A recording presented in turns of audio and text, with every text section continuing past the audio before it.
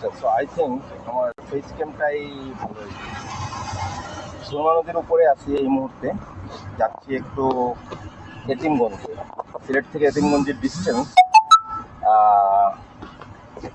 Within within 5 kilo আছে। So এখানে আমি আগে আগে ক্যামেরাটা সেট করে দিই, তারপরে কি করি, সার্কুলার দিব না রাউন্ডেড দিব? রাউন্ডেডই দেই, যেহেতু কথা বলবো মাঝে মধ্যে। আপাতত আমার এই ফ্রেমের মধ্যে জায়গা হয়ে যায় তো সুন্দর করে। সো মোবাইল স্ক্রিন থেকে সরাসরি বলছি আমি, যেহেতু মোবাইলটা আমার দিকে, আমি কে হইতে পারি। নামে আমি যতই বলি আমি আমার ওয়াই, মনের ভিতরে কিংবা আহ, অন্তরের ভিতরে কিংবা যেই ব্লাড শরীরে বহন করি, রক্তের গ্রুপ অনুযায়ী এটা বি পজিটিভ আর কি। মানুষ আমি কতটুকু পজিটিভ না নেগেটিভ সেটার চেয়ে বড় কথা হলো, যদি কখনো আমার রক্তের প্রয়োজন লাগে, যে রক্ত আমার শরীরে পুশ করতে হবে, সেটা হতে হবে বি পজিটিভ। এখন বি পজিটিভ রক্ত ধারণ করলেই কি আমি বা তুমি, যারা যারা বি পজিটিভ রক্ত বহন করছে শরীরে, তারা পজিটিভ কিনা জানি না। একই রাশির মানুষ ডক্টর মোহাম্মদ ইউনুসের বাংলাদেশ থেকে আমি মোহাম্মদ রফিকুল ওয়াহিদ 1994-এ সিলেট শহরে জন্মগ্রহণকারী মৌসুমী ক্রীড়া ও সমাজ কল্যাণ সংস্থার 28 নম্বর বাসায় বাবা মায়ের কল্যাণে আমি জন্মগ্রহণ করার সময় বিষয়টা হয়তো কস্ট এফেক্টিভ ছিল। দেন এগেইন হয়তো ওই যে সুখী পরিবারের বিজ্ঞাপন চিত্রগুলা অনুযায়ী আর কি, যে ছেলে হোক মেয়ে হোক দুটি সন্তান যথেষ্ট, একটি ছেলে একটি মেয়ে, আর বেশি না হলে অনেক বেশি ভালো আর কি। তো ওর মধ্যে আর কি আমার আমিনা মায়ের কোলে তো আর জন্মগ্রহণ করি নাই, মা সেলিনার কোলে। আর দুলাল ভাইয়ের পরে আমি যে কালো রঙের যে ছেলেটা জন্ম নিলাম, আল্লাহ জানে কি কারণে। তবে কপাল ভালো বাবা, যে বাবার স্বাভাবিকভাবে বাবার মাইন্ডসেট অনুযায়ী বাবার ইচ্ছা ছিল একটা মেয়ে হলে ভালো। আর বিজ্ঞাপন চিত্রের নীতিমালা অনুযায়ী, যেহেতু আমরা টিভি দেখি এবং আমাদেরকে সবাই মনে করে, আমি যা বুঝি তা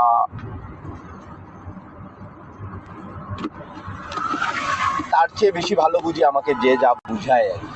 এনিওয়ে, হয়তো একটু মন খারাপই হয়েছিল, জানি না ঠিক আমি, বাবার মন কাঁদে না মায়ের মন বুঝে বেশি, এসব আলোচনা তর্ক বিতর্কে যাওয়ার বয়স তখনও হয় নাই। তো তো 1984-এ জন্মগ্রহণকারী বেলা 9:30টার সময় যেই ধাত্রী মা বলে না কি জানি বলে এটারে আর কি, যারা ওই যে রুমের মধ্যে বাসার মধ্যেই ডেলিভারি করে আর কি। এখনকার সময় হয়তো বাচ্চা কাচ্চা ডেলিভারির জন্য আপনার যাওয়া লাগে আর কি, কোনো স্থানে পার্সেল আসলে যাওয়া লাগবে হয়তো কোনো একটা কোরিয়ার সার্ভিসের অফিসে, আর বাচ্চা আসছে শুনলে হয়তো যাইতে হবে আর কি আপনার সিজার করানোর বন্দোবস্ত বজায় রেখে আপনার কোনো এক পলিক্লিনিকে আর কি। এখন পলিক্লিনিকে গিয়ে যে বাচ্চাটা সিজারিয়ান হয়ে আসে, তার যেই এক্সপেন্স থাকে সেটা বহন করতে হবে ভাই। Then again it is a different thing, যে কেন এখন বাংলাদেশে আগে যে জিনিসটা ঘরের মধ্যেই সম্ভব হইতো, এখন কেন কেন কেন কেন কেন কেন লাগে জানি না, এটার ব্যাখ্যা নাই। এখন ছেলে হোক মেয়ে হোক দুটি সন্তান যথেষ্ট, আর যৌন মিলনে ব্যবহার করো প্লাস্টিকের কন্ডম। এখন প্লাস্টিকের ওই মজাটার ব্যবসা চালানোর জন্যই আর কি অনেক কিছু হচ্ছে এই পৃথিবীতে। স্যানিটারি ন্যাপকিনের প্রসারণ বা উন্নয়ন, এটা অনেক ভালো জিনিস, এটা খুবই ভালো হয়েছে। তবে যেসব এনজিও সংস্থারা বাংলাদেশে হাজার খানেক বছর না কাটাতে পারলেও হাজার বছরের শ্রেষ্ঠ বাঙালি বঙ্গবন্ধুর কল্যাণে বলেন, আর 30 লক্ষ শহীদের কল্যাণে কিংবা 4 নেতার তত্ত্বাবধানে ওর সাধিত মুক্তিযুদ্ধের কল্যাণে যেই বাংলাদেশ আমরা পেয়েছি, সেই বাংলাদেশে ওই স্যানিটারি ল্যাপটিন আর এই হাত ধুয়ে ভাত খাও কিংবা ভাত খাওয়ার পরেও সাবান দিয়ে হাত ধো, এই জিনিসগুলো করতে যায় মানুষের হাতে যেই পণ্যগুলো তুলে দিয়েছেন আর কি, যে ব্যবসাটা চালিয়েছেন, থালার উপর থালার বেটারা বলতে পারে নাই সরাসরি এইটা যে যৌন মিলন করিবে না। অবৈধ যৌন মিলনের কথা বলিয়া এইডস আর বিভিন্ন রোগের ভয় দেখায়া যেটা করা হইল সেটা হলো প্লাস্টিকের মোজার ব্যবসা। এবং এই প্লাস্টিকের মোজার ব্যবসা করার জন্য 2 চিমটি লবণ আর 3 চিমটি গুড় আর একটু ঘুটাঘুটি করেই যে জিনিস বানানো হয়ে যেত, সেটার জায়গায় এসএমসির পর্সেলাইন নিল জায়গা দখল করে। ভালো না কালো না খারাপ না কি সেটার পরের কথা, কিন্তু কথা হলো যেই জিনিসগুলা বাংলাদেশের একদম গৃহস্থলিতেই ঘরোয়া পদ্ধতিতে বা ঘৃতকুমারীর কল্যাণী হয়ে যেত, সেই জায়গায় শুধু কি রূপচর্চার বিষয়, একদম বাচ্চা জন্ম নেওয়া থেকে শুরু করে জন্মর পরে পুরো বিষয়গুলো নিয়ে যে এনজিও সংস্থারা বিদেশ থেকে টাকা এনে এনে, বিদেশিরা তো আর এত বোকা নয় যে ওনাদেরকে আর এমনি খালি ডোনেশন দিয়েছে আর ওনারা জানে না ওনারা বাংলাদেশে এনে কি করেছেন। অধিকাংশ এনজিও যে কাজটা করেছেন আর কি, সেটা হলো যে ওদের ইনভেস্টর বা ওদের এজেন্ট হয়ে এই অঞ্চল থেকে ব্যবসাটা করে টাকাটা আবার পাঠিয়ে দিয়েছেন আর কি ওইখানে। আর গ্রামীণ ফোনের মতন কোম্পানির ব্যাপারে যারা চাকরি করেন গ্রামীণের ভিতরে বা অভ্যন্তরে, তারা হয়তো আরো অনেক বেশি খবর জানে না। তবে এটা বাইরে থেকে মনের মধ্যে প্রশ্ন জাগে আর কি, যে এত এত কোম্পানি, এত লাভজনক ব্যবসা, আইলে 10 টাকা কাটলে 10 টাকা, সেই কোম্পানি কি কারণে নিজেকে লস দেখিয়ে টাকাগুলা, লাভের টাকা তো লাভের টাকা, ট্যাক্সের টাকা তো আর গভর্নমেন্ট পাই না, উল্টা আরো এই টাকাগুলা চলে যায় বিদেশে। এখন বৈদেশিক মুদ্রা অর্জন করবেন না, বৈদেশিদের জন্য মনে করেন ইনভেস্টমেন্ট করে তাদের ব্যবসার মধ্যে কর্মী খেটে টাকাটা আবার তাদের কাছে দিবেন, তাই না? খুব বেশি বড় বিজ্ঞানী হওয়া লাগে নাই বড় ভাই। এখন কে মহৎ পুরুষ আর কে রূপবানকে কমর দুলাইয়া নাচাইয়া বাংলাদেশ থেকে লইয়া গেছেন টাকা, প্রেমিক পুরুষ রহিম মিয়া সেই দায়ে হয়তো দোষী। এখন কথা ঠিকই আছে, মরে যাওয়া বক জানে না আসলে কি কারণে হইল মৃত্যু।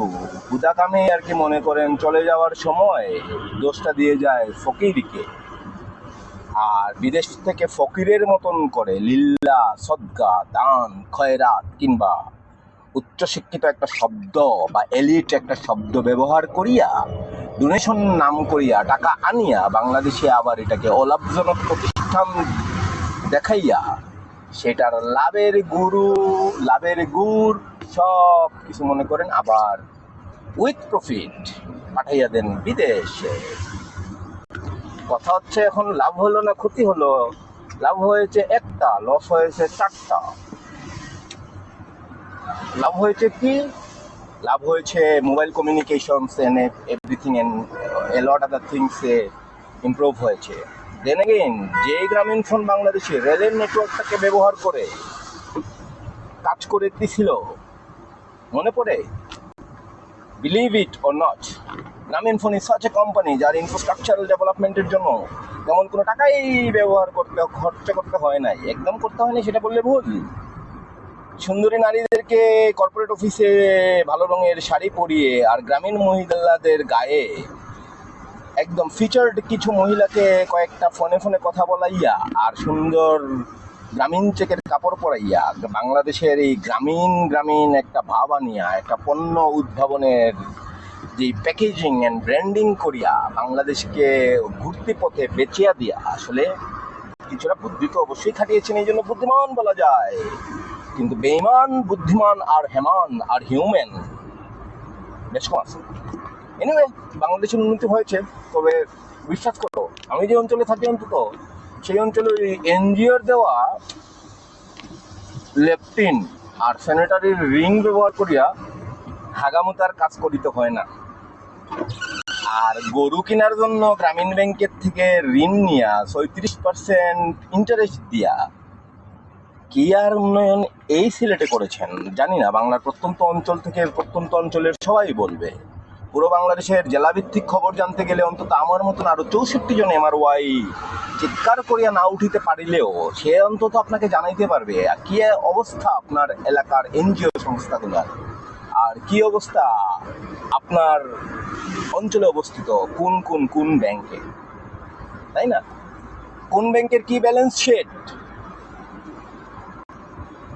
আর কে কয় টাকা ট্যাক্স দিয়েছেন, কে কয় টাকার মামলার বেড়াজালে পড়েছিলেন, সেটা নিয়ে হয়তো বলবেন এগুলা রাজনৈতিক। কিন্তু নৈতিকতার অবক্ষয় কতদূর গড়াইলে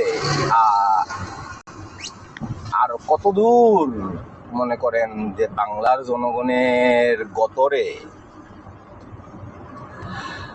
ভুল নকশায় নকশিত নকশি কাঁথা জড়াইয়া দিয়া আর কত। তবে then again we want to repeat a thing, Fazle Hasan আবেদের Mahatma Fazle Hasan আবেদের BRAC কিন্তু বাংলাদেশ থেকে গড়ে ওঠা একটি এনজিও নাম শুনে আবার কিন্তু সবাই আবার এক বাক্যে এক ফ্রেমে এক ধাপে ফেলে দিলে হবে না। ঠিক যেভাবে এখন আমরা আওয়ামী লীগ আর বিএনপি নামক দুই দলকে অনেকগুলা ক্ষেত্রেই আবার একই মনে করি, কিন্তু দেন এগেইন আবার দেখা যাবে যে রাজনৈতিক খেলোয়াড় হিসাবে দুই দলের নেত্রী আবার দুই ধরনের। এখন কাকে আপনি আর্থ অফ দ্য চ্যাম্পিয়ন আর চ্যাম্পিয়ন অফ দ্য আর্থ বলবেন, আর কাকে আপনি একদম চিন্তাশীল রমণীদের কাতারে ফেলবেন, কাকে আপসহীন বলবেন, কাকে আপসহীন বলবেন না, কাকে মা ডাকবেন, কাকে খালা ডাকবেন না, সেটার চেয়ে বড় কথা হলো 1996-এ বাংলাদেশ সরকারের দেওয়া 400 কোটি টাকা দিয়েই তো ডক্টর মোহাম্মদ ইউনূস অনেক কিছু করেছেন না। এখন শেখ হাসিনা যদি ওই টাইমে শেখ হাসিনা যদি দিয়ে থাকে, সেটা ক্রেডিট নিতেই পারে। ঠিক যেভাবে মাননীয় প্রধানমন্ত্রী বেগম খালেদা জিয়ার দেয়া একটা শিক্ষার্থীদের পরিবহনের জন্য শাহজালাল বিজ্ঞান এবং প্রযুক্তির বিশ্ববিদ্যালয়ে দেয়া পাসের মধ্যে লেখা কথাটার মধ্যেও ভুল নাই। অবশ্য ভালো হইতো আর কি যদি লেখা হইতো খালি শুধু বাংলাদেশের প্রধানমন্ত্রী দেয়া, নাম লাগাইতে হয় কেন? বাংলাদেশের এই একটা সমস্যা আর কি বড় ভাই, বুঝেন না? মনে করেন ইঞ্জিনিয়ার নামের আগে একদম মনে করেন নতুন একটা গরু জবাই করিয়া আকিকা না করিয়াই পাস করার আগেই মনে করেন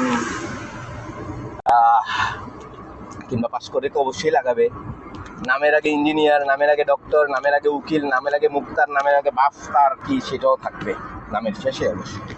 এখন ব্রিটিশরা কোনটাকে সারনেম ধরে, কোনটাকে সারনেম আর কোনটাকে ফারনেম বলে সেটা অন্য কথা, বাট নিকনেম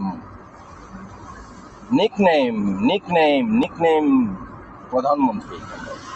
তো এটাই বলতে চাই, কথাটাকে এইভাবেই কারেক্ট করতে চাই। তৎকালীন প্রধানমন্ত্রীর দেয়া 400 কোটি টাকা কিংবা তৎকালীন প্রধানমন্ত্রীর দেয়া সেই বাসটা কাজে লেগেছিল, তাই কি নয়?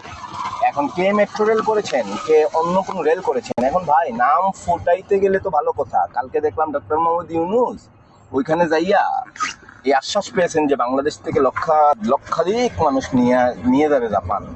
এইটারই যত ফুটাইয়া উপস্থাপন করিতেছেন, তাহলে হাসিনার আর কি দোষ ছিল ভাই? মেট্রো রেল যদি ওইরকম করে জাপানিদেরকে দিয়ে করাইতে পারতো ডক্টর মোহাম্মদ ইউনূস, হালাবাঞ্চুত তো মনে করেন যে একদম ইংলিশে বাংলায় আশিক কিংবা পারলে মনে করো হেতার মাইয়া দিয়া অপেরা সঙ্গীত গাওয়াইতে, তাই না? তো নাম ফাটাইবেন, গুণ গাইবেন, ভালো কথা। নুন খেয়েছেন যেই বাঙালি, সেই বাঙালির লোকে আর করছেন তো ব্যবসায়, ইয়ার এমন মহৎ কাজ করেছেন। মনে পড়ছে মৃত সেই বা চলে যাওয়া বাংলাদেশের রাজনৈতিক সেই নেতার কথা। তিনি বলেছিলেন এইসব চিজ বার্গার আর ওই স্যান্ডউইচ আর হুইস্কি খাইলে এইরকম নোবেল অনেকেই পায়। উনি কোন জায়গায় কোথায় কি এমন শান্তি এনেছেন যে ওনাকে দেয়া হইলো নোবেল পুরস্কার? নাকি ইয়াং সাং সুচির মতন করে, নাকি মালালা ইউসুফ জাইয়ের মতন আরেকটা ক্যারেক্টার ক্রিয়েট করা হচ্ছে যুদ্ধ হওয়ার বা যুদ্ধকাঙ্ক্ষায়?